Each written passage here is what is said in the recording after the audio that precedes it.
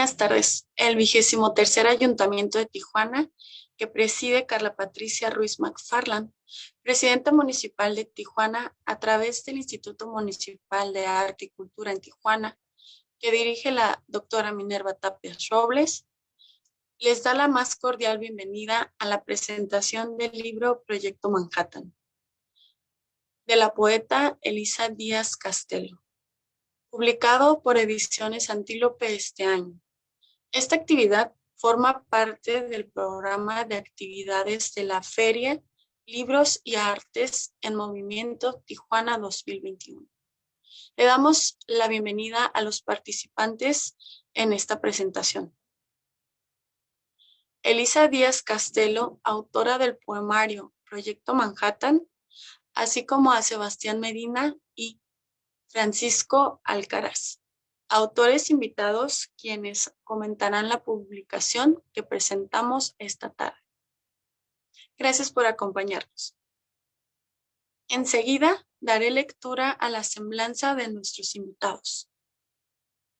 Elisa Díaz Castelo, nacida en la Ciudad de México en 1986, autora del proyecto Manhattan, Antílope 2021, ganadora del Premio Bellas Artes de Poesía Aguascalientes 2020 por el Reino de lo No Lineal, del Premio Nacional de Poesía Alonso Vidal 2017 por Principia y del Premio Bellas Artes de Traducción Literaria 2019 por Cielo Nocturno con Heridas de Fuego, de Ocean Bank.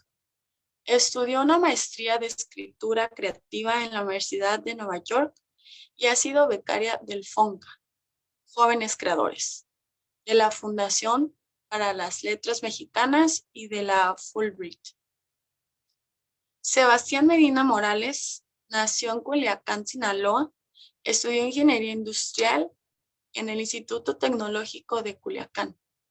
Ha participado en diversos talleres de escritura creativa y poesía.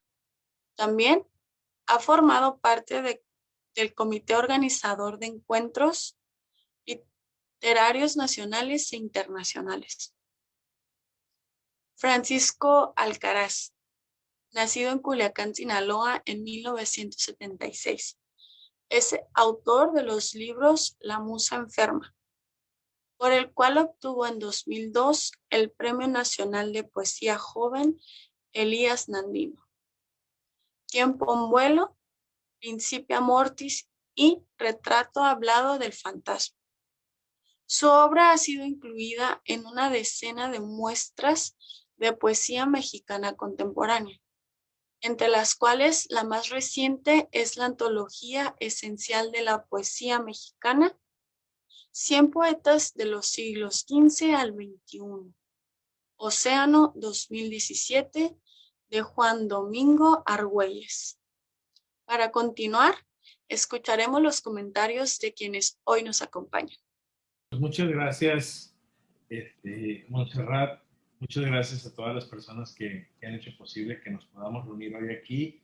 A Timón, a Alberto, a Oscar Paul y Jesús Ramón Ibarra del Instituto Sinaloense de Cultura, que felizmente es el coeditor de este volumen el más reciente libro de Elisa Díaz Castelo, Proyecto Manhattan, que pues vamos a comentar hoy.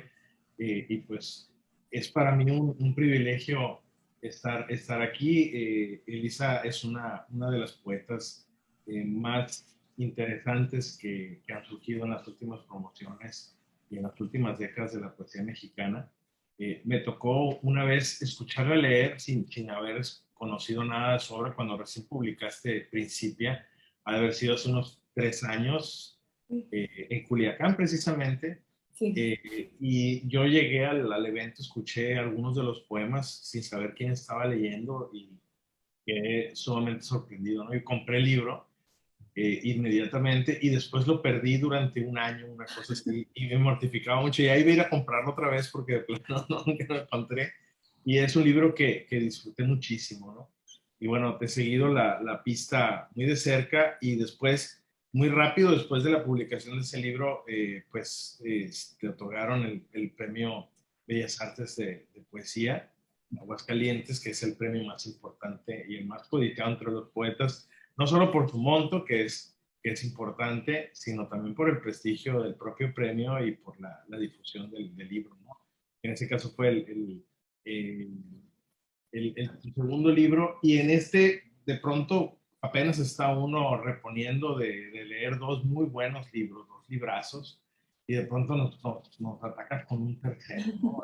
Y la verdad es que es un libro también muy, muy interesante, lleno de cosas innovadoras, muy refrescante y al mismo tiempo que mantiene el registro de una voz que ya está como muy consolidada, ¿no? Eh, bueno, de entrada, pues para el público, para poner más o menos en contexto de qué trata el libro, Proyecto Manhattan hace referencia al nombre con el que se le puso el nombre en clave que tuvo aquella operación secreta para la construcción de la bomba atómica a mediados de los años 40, ¿no? Para terminar la Segunda Guerra Mundial, un proyecto que se llevó a cabo completamente en secreto, a pesar de que participaron seguramente cientos de personas en él, y que dio como resultado pues las bombas que se explotaron en Hiroshima y Nagasaki, ¿no? Es un evento del que todos tenemos conciencia, y del que incluso se habla, y de los últimos años para se habla muchísimo, no tanto del proyecto, sino del evento, de la importancia de recordar, ¿no? La, lo delicado que resulta la energía en el uso de la energía nuclear, ¿no? Después de, además de algunos otros accidentes importantes en Japón o en Rusia, ¿no? Que ha habido grandes desgracias. Pues bueno, la conciencia que tenemos ahora acerca del uso de la energía atómica, pues está a flor de piel, es un tema sensible y es un tema muy vigente, ¿no? Me gustaría abordar digamos, ¿cómo decidiste tú abordar este tema? Porque, bueno, tus otros dos libros, tus dos libros anteriores están muy ligados al lenguaje científico, que es una de tus búsquedas principales. Y en este, pues obviamente desde el nombre ya hay un vínculo directo con la ciencia, ¿no? Sin embargo, es un tema también que se ha abordado en la narrativa, en el cine, en diversos aspectos eh, artísticos. ¿Y cómo te topaste tú con la historia y cómo dijiste, voy a contar esta historia a mi manera? ¿Cómo es? ¿Qué voy a contar yo? ¿Qué es la aportación que voy a hacer? Ay, muchas gracias, gracias Francisco, y qué gusto, bueno, es un gusto estar presentando con ustedes acá virtualmente en Tijuana este libro, y muchas gracias. Qué gusto saber que me escuchaste aquella vez leyendo Principia, y cuando nos conozcamos en persona, pues te voy a regalar una copia para reemplazar ese Oh, libro. ya lo recuperé. Ah, Pero lo me recuperaste. Ah, qué bueno, qué bueno. me encontré Bueno. atorado. Perfecto. Bueno, con respecto a lo que me preguntas, en efecto, siempre me ha interesado mucho el lenguaje científico, pero curiosamente este libro que se gestó directamente en ese interés por lo científico, creo que tomó una ruta alterna.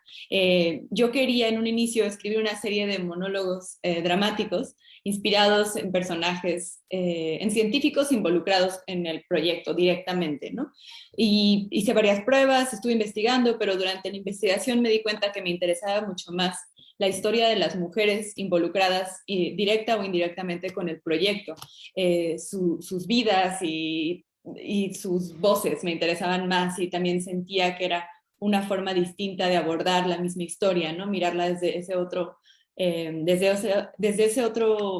ángulo que ha estado silenciado durante tanto tiempo, ¿no? Cuya verdadera historia desconocemos. Y es un ejercicio imaginativo de recrear cómo podrían ellas haber narrado esa historia si se les hubiera preguntado más, ¿no? En realidad la única científica que aparece es Leona Woods, que fue la científica más joven involucrada directamente con el proyecto, y las otras mujeres están involucradas de forma un poco más tangencial o compleja. Por ejemplo, están las mujeres de Oak Ridge, que fueron una serie de jóvenes empleadas en una fábrica para apoyar el esfuerzo de guerra, pero nunca se les dijo que les estaban enseñando, que lo que ellas estaban haciendo era aislar el isótopo del uranio necesario para construir la bomba atómica.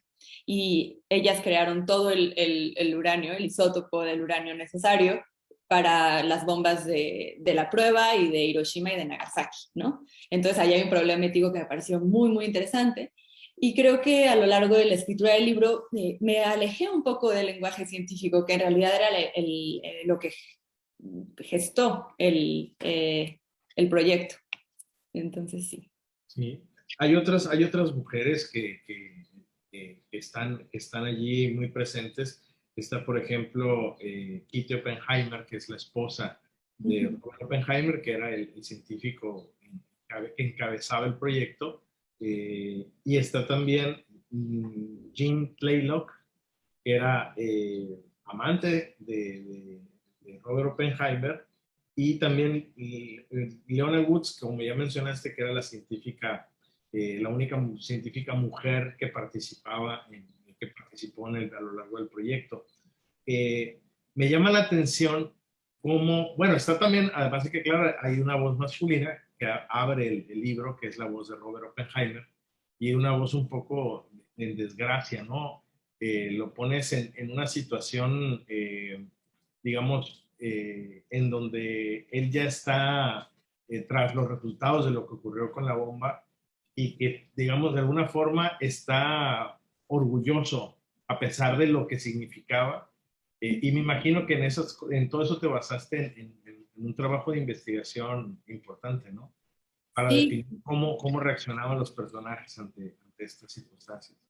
sí, fue un trato de encontrar el punto medio entre la investigación y la imaginación, porque me sucedió, por ejemplo, con Jean Tatlock, que es un personaje que me fascina y que ella escribió bastantes cartas, escribió diarios, y entonces leí muchísimo de ella, y lo que me sucedió al saber tanto sobre su vida fue que me costó más trabajo escribir el poema, porque de alguna manera la tenía demasiado presente. Entonces siempre creo que hay un punto, bueno, al menos en lo que a mí respecta, creo que tengo que encontrar un punto medio entre saber demasiado y pero sí saber lo suficiente, ¿no?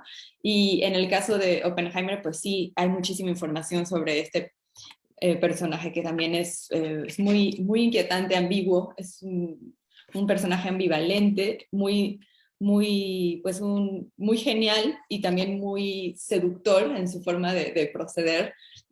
Una persona muy poderosa que podía citar versos en sánscrito de memoria.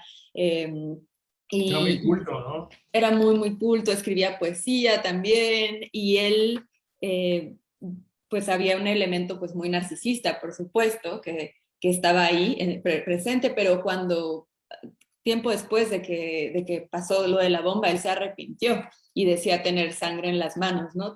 Sentía que tenía las manos cubiertas de sangre, como una especie de Lady Macbeth.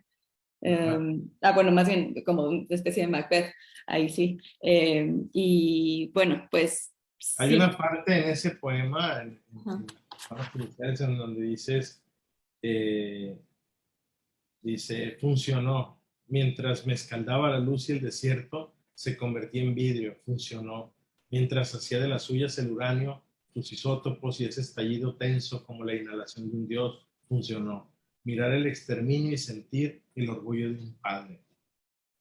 Eso es brutal, ¿no? Es casi eh, así, ¿no? Ese pensamiento, pero tiene un reverso que no es el de la maldad, ¿no? Es al mismo tiempo, como tú dices, un personaje muy contradictorio, lleno de luces y sombras, ¿no? Sí, porque sí llegó a arrepentirse, además la CIA se le fue encima porque él tenía esta relación ilícita con Jean Tatlock y ella era comunista, entonces la CIA lo persiguió, pensaban que era comunista, fue todo un problema. Sí, y pues si quieren les puedo leer un pequeño fragmento de esta voz, si les parece. Claro, claro. Bien, la idea es que él también era medio grandilocuente, ¿no?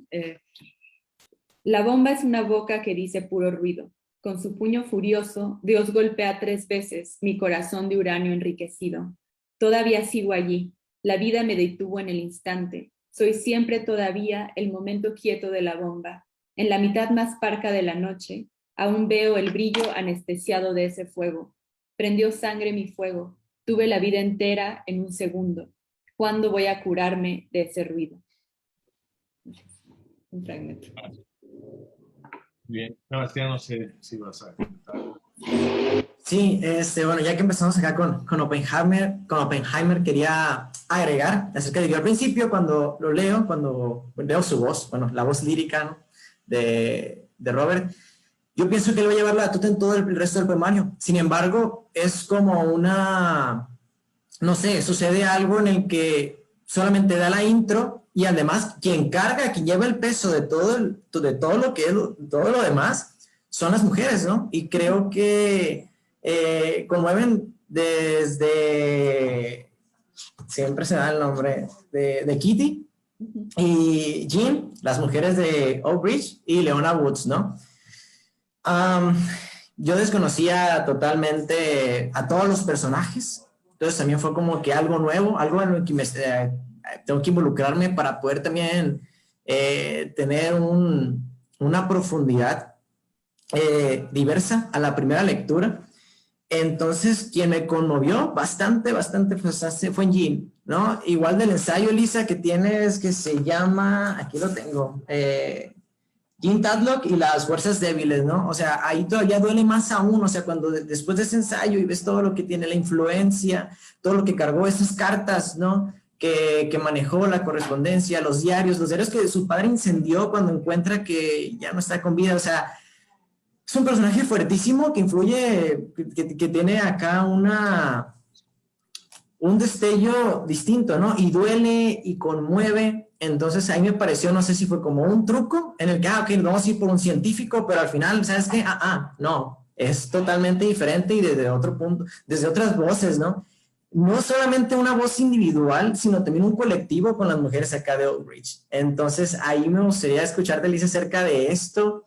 Y luego si nos puedes hablar un poquito más adelante acerca de la voz colectiva, ¿no? De cómo encontraste la voz colectiva y cómo definiste la voz de Kitty, de Jean y de Leona.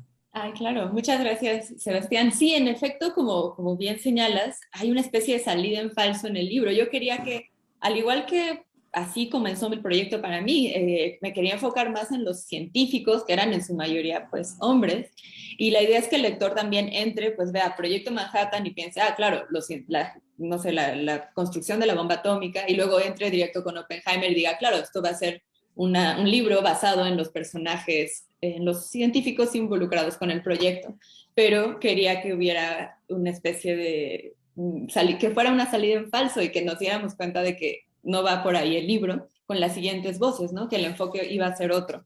Y sí, justo la idea era también, la voz de Oppenheimer en sus primeras versiones era mucho más larga y a lo largo de la escritura del libro fui volviéndola más y más corta. Y la idea es que se pierda un poco entre las voces de estas mujeres que realmente son el centro del libro y lo que más me interesaba explorar.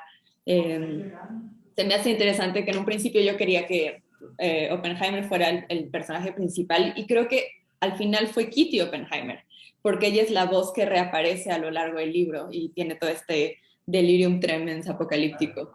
Sí. Y con respecto a lo que dice sobre Jean, sí, Jean también, creo que en cuanto descubrí a Jean fue cuando dije, no, tengo que cambiar por completo el enfoque del libro, tengo que enfocarlo en ella y en las otras mujeres, porque me pareció tan fascinante su historia y su personalidad y tan conmovedor todo lo que sucede con ella, ¿no? Que ella es una psiquiatra y comunista convencida que tenía problemas de depresión mayor y finalmente se suicida.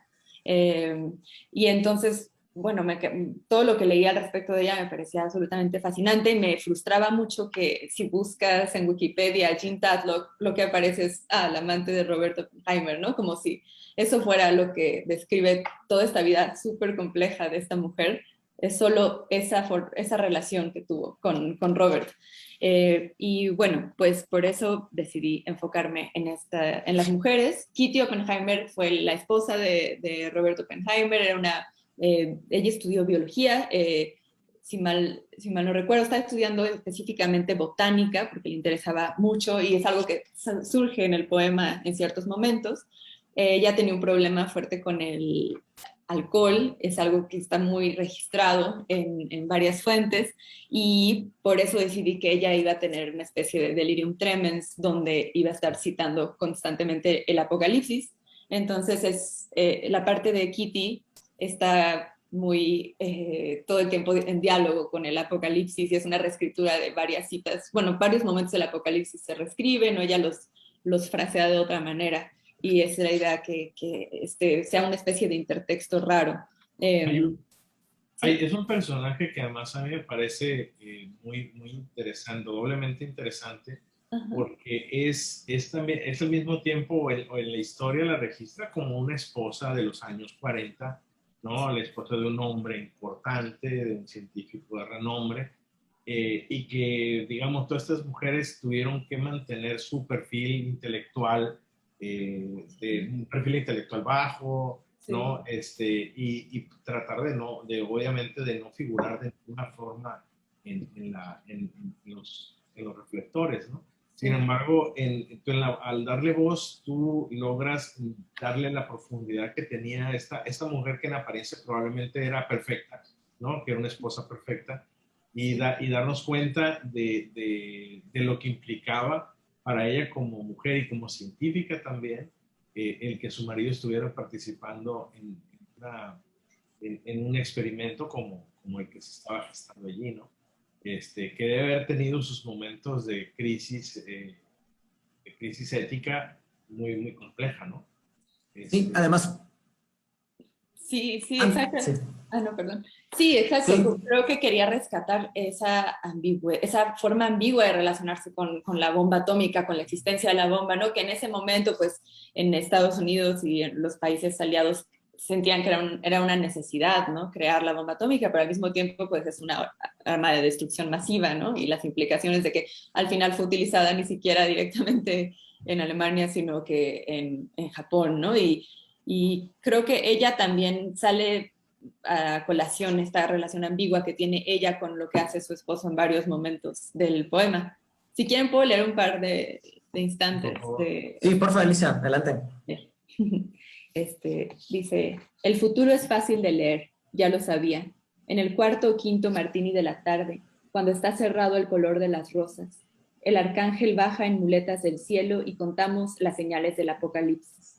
El mejor vodka se congeló el primer invierno. Se rompieron mis copas de cristal cortado, sin ninguna razón, a la mitad de la noche. El viejo árbol que parecía muerto, le nacieron grandes flores blancas, como puños de niños. No sé cuál es la taxonomía del final de los tiempos. Ni siquiera puedo decir que las cosas se pertenezcan a sí mismas, pero la voz transparente de la ginebra lo asegura. Todo esto manifiesta aquello que vendrá pronto. Se pudren sin comerse las naranjas del árbol. Sus circunferencias se marchitan abolladas. Mi hijo Peter pierde su pelota favorita. La bebé de Marcia deja de crecer de un día para otro. Yo dejo de creer y me duele la corva de las rodillas y mis manos se secan en invierno y se me entierran las uñas de los pies. Señales del fin del mundo. Cambiaron de color mis 3 orquídeas. El vencejo trocó su canto luminoso por un quejido atrofiado, como si ya conociera el dolor efervescente de los heridos. Mi perra se comió a sus 7 hijos. Y en el centro de estos malos agüeros, mi hijo Peter comienza a escribir su nombre. Se acaba la leche y en la noche su respiración es lo único que mantiene en pie la casa. Bien. Me gustaría, Lisa, antes de continuar con la lectura, hablar un poquito sobre la estructura y el registro en el libro. Son 8 partes, algunas de esas partes solamente intervienen una vez, como es el caso de Robert Oppenheimer, y otras intervienen una sola vez, pero de una forma muy contundente, que es el de las mujeres de Oak Ridge. Peter Oppenheimer y Leona Woods y Jean Tatlock intervienen de manera un poco alterna, ¿no? Digamos que ¿cómo sentías tú que tenía que tener una estructura así? Y otra cosa es el registro en cuanto al verso o la prosa. Como los buenos dramaturgos en el siglo de oro utilizaban un determinado tipo de verso los personajes de la realeza, un lecasílabo y el octosílabo para el pueblo, etcétera. Tú también decidiste utilizar formas poéticas o registros poéticos diferentes para cada personaje, ¿no? En el caso de Robert Oppenheimer, se trata de tercetos. En el caso de Kitty Oppenheimer, se trata de poemas, digamos, ¿cómo le llamamos? Verso libre, sea cual sea que la cosa que eso signifique que es. En el caso de Jean Tatlock, utiliza sobre todo la prosa, una prosa además bastante marcada como prosas, que se diferencia mucho del verso, incluso en el uso de imágenes, es como más prosaico también. En el caso de las mujeres de Oak Ridge también, sobre todo se figura la prosa, y en el caso de Leona Woods hay como otro ritmo, es un verso mucho más largo, como pues, casi un versículo, ¿no? Y que cambia por completo los ritmos, aunque no nos demos cuenta en una primera lectura, en lecturas posteriores, nos damos cuenta que cada personaje habla diferente, tiene un registro diferente, algunos usan más imágenes, otros no, los ritmos en la dicción, digamos, también son diferentes. ¿Cómo configuraste estos registros? ¿Cómo decidiste darle un registro a cada personaje diferente? ¿Por qué no utilizaste uno solo para todos los personajes? Ay, muchas gracias, Francisco. Bueno, pues sí, para mí era importante que cada personaje hablara distinto. Me gusta también la narrativa y en el momento en el que estaba escribiendo Proyecto Manhattan estaba en la Fundación para las Letras Mexicanas en narrativa. Me cambié a la mitad de la beca y pues es importante para los narradores que cada personaje tenga una forma distinta de hablar, porque todos hablamos de un modo totalmente heterogéneo, ¿no? Y entonces me pareció que una buena manera también era que el verso a nivel formal fuera distinto. Y por eso escogí que algunos personajes hablaran en prosa, como Jean Tatlock o las mujeres de Oak Ridge, ¿no? Ellas hablan en textos que son una especie de poema en prosa híbrido, a veces, bueno, muy influido por María Negroni, que es una poeta a la que leo mucho. Y qué bueno que notas lo de los tercetos en Oppenheimer, porque sí, en efecto, nunca me habían preguntado por los tercetos. Y los tercetos son una referencia un poco velada a la historia del nombre de la primera bomba atómica, que se llama Trinity, ¿no? Así se llama la bomba. Oppenheimer le puso así como una especie de tributo macabro a Jean, a su pareja y luego su amante Jean, porque sí, por un poema de John Donne, porque a Jean le gustaba muchísimo John Donne y como a Oppenheimer le gustaba la poesía, Jean le empezó a leer a John Donne y él se clavó muchísimo. Y entonces, gracias a ella, él conoció a este poeta y hay una serie de poemas de John Donne que son muy religiosos porque él a la mitad de su vida pasó de ser un Don Juan a ser una persona muy, muy creyente. Cambió, sí, bueno, se volvió un apasionado creyente en Dios y entonces hay un poema que se llama Trinity, justamente de John Donne, y hay un par de referencias a ese poema también en la parte de Oppenheimer, ¿no? Esta parte de Dios golpea 3 veces mi corazón de uranio enriquecido. Es una referencia al principio de ese poema que es Batter my heart, 3-person God, ¿no? Entonces ahí está como el número 3, pero transferido a otra parte en el poema. Y por eso escogí el terceto, por la idea de la Trinidad y porque hay una Trinidad extraña entre Oppenheimer, la bomba, y Jean, ¿no? Como que está esa Trinidad, hay otra Trinidad con Oppenheimer, su esposa, Kitty y Jean. O sea, hay como muchas estructuras triangulares y por eso escogí el terceto. Y bueno, finalmente Leona Woods también es un verso muy distinto, mucho más prosaico, como dices. Yo quería que ella fuera la voz menos lírica, la más narrativa, la más cercana a la novela, que incluso se pudiera leer como si fuera prosa. Quería que que tuviera menos imágenes, tuviera más, que el enfoque fuera más en su voz, en crear su personaje por la forma en la que hablaba, ¿no? Y utilicé ese verso como, bueno, que está como desfasado, así, como una referencia a autobiografía de Rojo, que está escrito de esa manera, y ciertas otras cosas de Anne Carson también, y justo ella lo utiliza de una forma muy, hace el verso, pero haciendo un guiño, porque es muy, muy prosaico en momentos, ¿no? Y pues sí, por eso escogí ese verso para Leona Woods. Y, por ejemplo, o sea, hacer un poema narrativo, no tanto, no una novela. Pero pudiste haber escogido una estructura, un registro más novelístico, pero elegiste el teatro, ¿no? La dramaturgia. Sí. ¿Qué dramaturgos? Yo de pronto alucinaba un poco, veía como a dramaturgos alemanes del medio siglo, ¿no? Como Heiner Müller ahí, pero no lo sé, no sé si qué dramaturgos están presentes en en este libro, porque tuviste que haber leído dramaturgos que te permitieran entender alguna forma, que crear alguna forma propia para la historia que tú querías contar.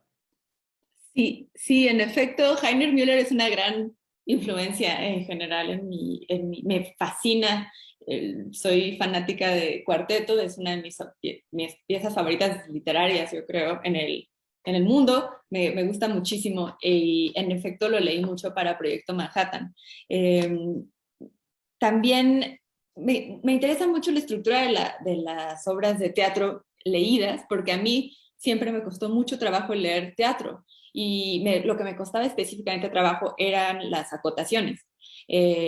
Había algo que me rompía la ilusión, ¿no? La ficción de estar habitando ese lugar cuando tenía que leer las acotaciones y están escritas de esta forma tan, no sé, como que utilizan el lenguaje de una forma nada literario en general. No quiero, o sea, no siempre, pero muchas veces las acotaciones son sumamente directas y están describiendo algo que quieren que suceda en el escenario sin preguntarse demasiado por la forma en la que eso está dicho.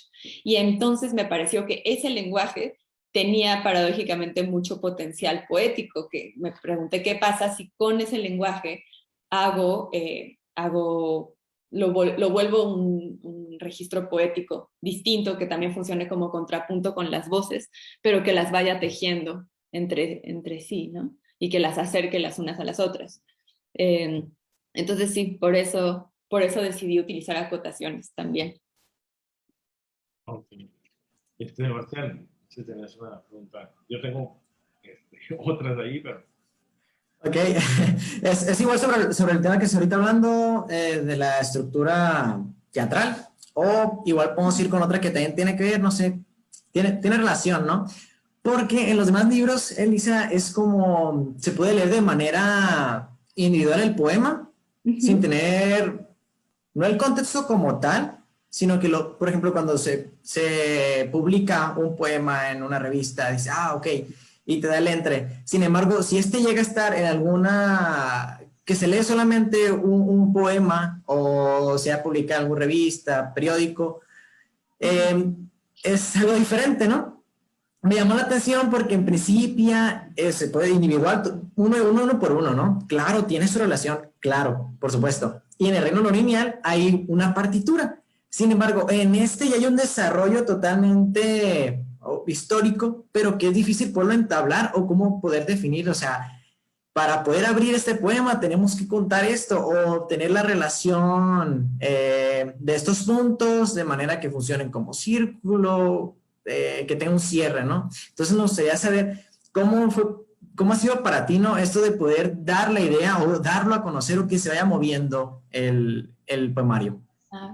Ay, no, sí, pues sí ha sido complicado porque, como dices, a diferencia de Principia, donde cada poema es individual, pues aquí los poemas suelen ser muy largos y las voces se van desarrollando también y tienen una especie de arco narrativo, o eso espero, y pues es complicado seleccionar secciones, porque también hay que explicar más o menos quién es el personaje que habla, si no suena como un poco fuera de contexto por completo. Y ha sido complicado. Entonces, muchas veces he quitado las acotaciones y dejo solo los fragmentos de las voces y antes explico así, fragmento de la voz de tal persona. Y a veces pongo el dramatis personae de ese personaje, ¿no? Porque al inicio hay una lista de los personajes que aparecen y una especie de explicación de quién es quién. Entonces sí, ha sido bien complicado decidir cómo darle promoción al libro en revistas, porque pues a veces cortarlo también le hace perder fuerza. Creo que hay algunas voces que se prestan más. Por ejemplo, Jean, que justo sí tiene poemas individuales, y también las mujeres de Oak Ridge. Pero creo que con las mujeres de Oak Ridge, si no sabe uno el contexto específico de que son estas trabajadoras que están apoyando el esfuerzo de guerra, pero sin saber lo que están haciendo, se pierde un poco el efecto también de los poemas. Entonces, creo que pongo fragmentos de Kitty Oppenheimer que son, a veces siento que sí se sostienen por sí solos, y fragmentos de Jean Tatlock, que también creo que es la que más puede leerse fuera del contexto histórico. Sí, Ok. es un libro diferente, ¿no? Y que creo que a mí se me parece como una manera muy interesante de incorporar otras tradiciones. Creo que la poesía latinoamericana ya se ha abierto mucho más que antes a nuevos registros, a nuevas formas de enfrentar esta cuestión de los límites entre géneros, ¿no? Que autores como la misma Carson que tú has mencionado ha dislocado y ha puesto en total crisis, ¿no? Esa noción de lo que significa la escritura en términos genéricos, ¿no? Creo que pues para un escritor o una escritora, a final de cuentas, lo que menos importa es qué género está utilizando, ni va a pensar mientras está haciendo la obra qué tan difícil va a ser la promoción de un libro así, porque creo que eso escapa completamente a la naturaleza creativa del escritor, ¿no? Ya después dices, ching, ahora cómo le... O sea, no, lo podremos... ¿Has pensado en que se pudiera montar, no? Sí, de hecho, bueno, la idea de las acotaciones, la idea original es que fueran tan enloquecidas que fueran imposibles, que bueno, son imposibles de montar porque es muy surreal lo que sucede. Ahorita si quieren les leo algunas acotaciones, Claro. pero sí, como es un Parecería poco... teatro, teatro del absurdo, quizá en algo. Sí, Sí, sí, sí, sí, también leí mucho a Beckett justamente y a Sarah Kane. De hecho, se me ocurrió hacer también lo de las acotaciones surreales, porque una amiga que estaba trabajando a Sarah Kane, estaba haciendo un doctorado sobre ella, me contó, ah, pues tiene unas acotaciones que no se podrían escenificar. Y yo dije, ah, qué interesante, ¿no? Acotaciones inescenificables. Y por eso se me ocurrió también eh, escribir estas acotaciones. Si quieren, les puedo leer unas acotaciones. claro. La Dale, verdad, dale. nunca leo las He acotaciones. jugado mucho con estos elementos paratextuales, ¿no? En El Reino de lo No Lineal hay una parte de cada poema que manejas entre paréntesis como referencia a los diccionarios, en donde manejas como un sentido del humor que rompe incluso con el discurso de los propios poemas, ¿no? Son como poemas que se van alternando, ahorita no recuerdo exactamente, pero recuerdo que son como elementos paratextuales que no tienen que ver en sí con el poema, pero que son una especie de reflexión sobre el lenguaje mismo, pero hechos así, entre paréntesis, ¿no? Como cosas aparte. Sí, o sea, quizá te refieres a los fragmentos de vida, que son en la primera parte, pero hay un Lázaro y luego un fragmento de vida donde hay definiciones de la palabra vida Sí, y ensayo distintas definiciones, siempre utilizando los dos puntos, ¿no? sí, Para sí, esa parte.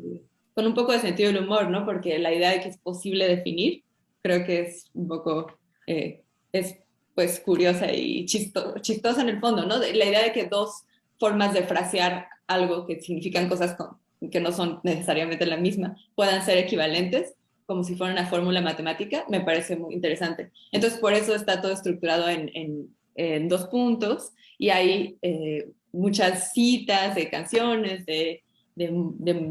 pues de otros poetas y también citas de Wikipedia y de cuestiones científicas también. Sí, Sí, pero sí, me interesa mucho justo el integrar fuentes ajenas al texto, poner un poco en crisis la noción de originalidad, ¿no? Porque esta idea de que somos originales pues es bastante romántica y creo que todo el tiempo estamos reescribiendo cosas que habían escrito otros, ¿no? O otras. Entonces sí, eso es lo que quería hacer en ese y en este caso las acotaciones.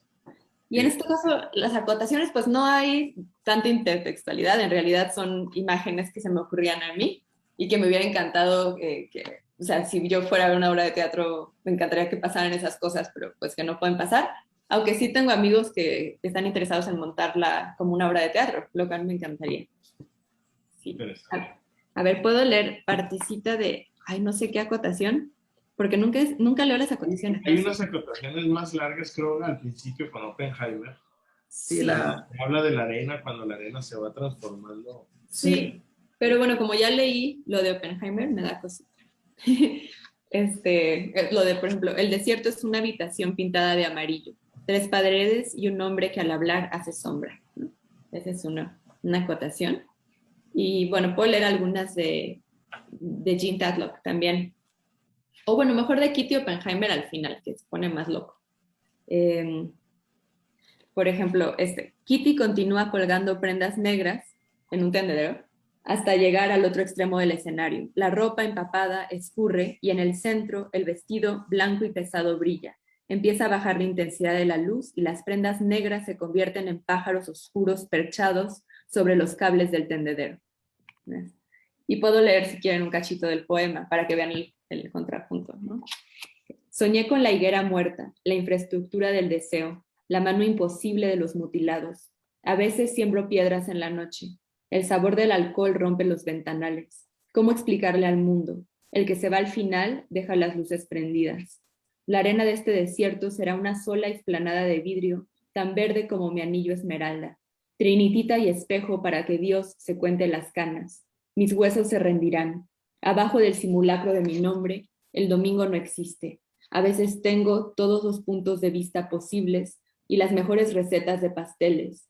Mis hijos son solo su mirada, sus bocas, su necesidad.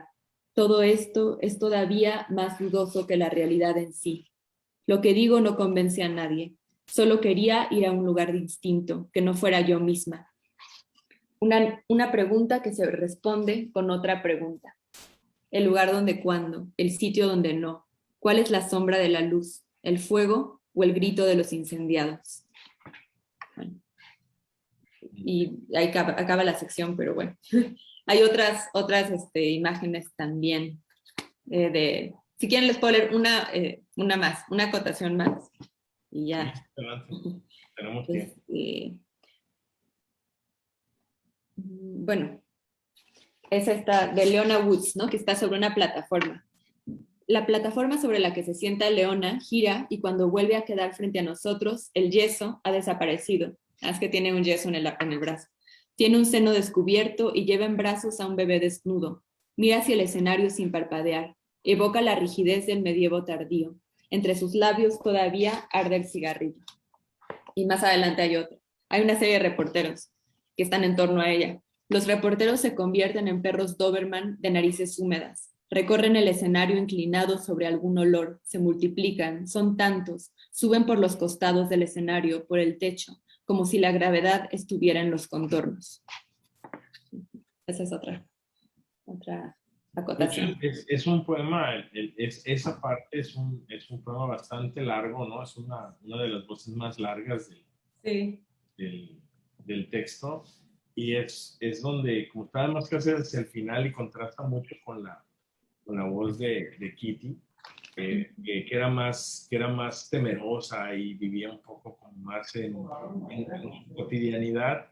Y esta mujer que era muy echada para adelante, ¿no? Y completamente independiente en términos de sociales y intelectuales incluso, ¿no?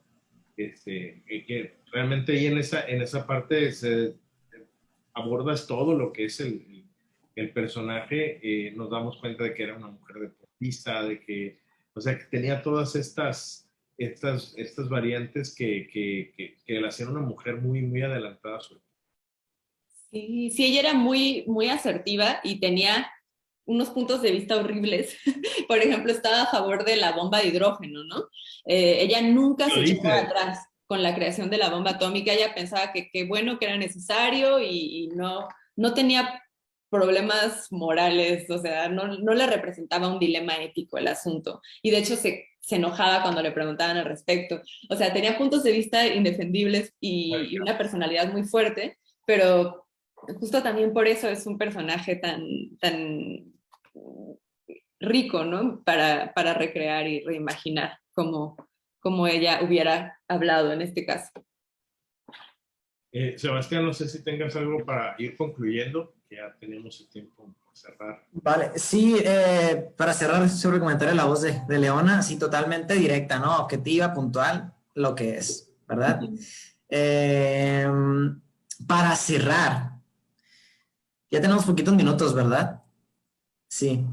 Bueno, un comentario sobre, así un conjunto de los 3 libros, ¿no? Que han sido, bueno, los 3 me han sorprendido totalmente, ¿no? Creo que han sido los 3 así como si los pusiéramos en algo, por ejemplo, que me gusta mucho del fútbol. Fueron la final de la Champions, 3 goles, siendo tú, Elisa, pero con equipos diferentes, ¿no? O sea, no es lo mismo. Sí, está el lenguaje científico ahí, sin embargo, no es igual, ¿no? Y acá donde hay muchas más voces, sigues estando tú. Entonces es lo que me gusta muchísimo, ¿no? El que detrás de las voces que se encuentran aquí en Proyecto Manhattan sigues estando tú, ¿no?